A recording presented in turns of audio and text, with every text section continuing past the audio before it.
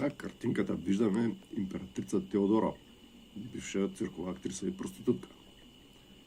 А темата е доста интересна. Посната е от Радислав Караджов преди 12 години. От днешната дата, 532 година от новата ера, изпуква така нареченото въстание Ника, градски безредици в Константинопол, предизвикани от спортните и политическите клубове, сини и зелени. В 531 година някои от членовете на сините и зелените, нещо като нашите футболни членове, с политическа окраска, тъй като вземат дейно участие при изборите, са арестувани за убийство на хора от противниковата партия. Повечето са осъдени от квестора Трибунияни, основният създател на Юстиниановия кодекс, и обесени от градския префект Йоан Кападокийски. Партиите са бесни, че градските държавни власти се месят в делата им. Как така държавата ще се меси в партийните дейности, ще им пречи да се убиват едни други или да тормозят гражданите. При историята на конфликта е в запаленето на държавността, като годините преди въстанието се характеризира с повишена престъпност и шайки за палянковци, които вече обикалят града, нападат гражданите и са свикнали да им се разминава без присъди, свикнали на беззаконие, членовете на политическото, спортните съюзи трудно могат да се приемат,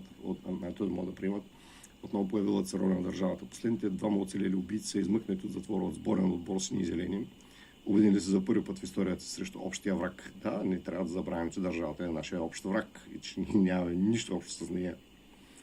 Държавата е най-гнусното чудовище, челюстите предполагам, както и да е.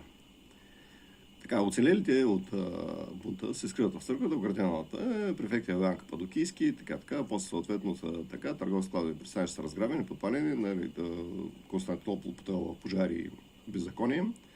Следващите 5 дни огромна част от Константинопол, това е 531 година, е унищожена, разграбена, като не са пощадени църквите на всяка изграда, бушуват пожари, които никой не се опитва да гаси, лодкари и собственици на кораби, които са посмели да отидат до европейския бряг. Само за дни натрупват състояние, защото граждани дават мило и драго да достигнат безопасния азиатски бряг. На петия ден от бунта решили твърдо да вземат властта. Бутоните от партията на зелените обявяват за император Короткият Ипатий, племенник на бившия император Анастасий I.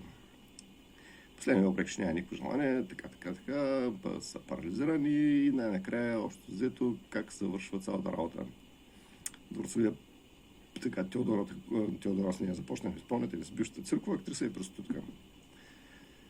Така, става се корен план на дворцовия предворен Нарзис, взема торба с злато, отива смело в хиподрума сред въстаница на среща с представители по някакво чудо на представители на сините. По някакво чудо, вероятно, защото не е разпознат или просто ги мързи. И така, но най-накрая докарват професионалните войници, 1500 професионални войници, участват в много от походите на Велизарии. И те избиват 30 000 въстанници, с което цялата свинщина приключва. Трябва да бъдат избити 30 000.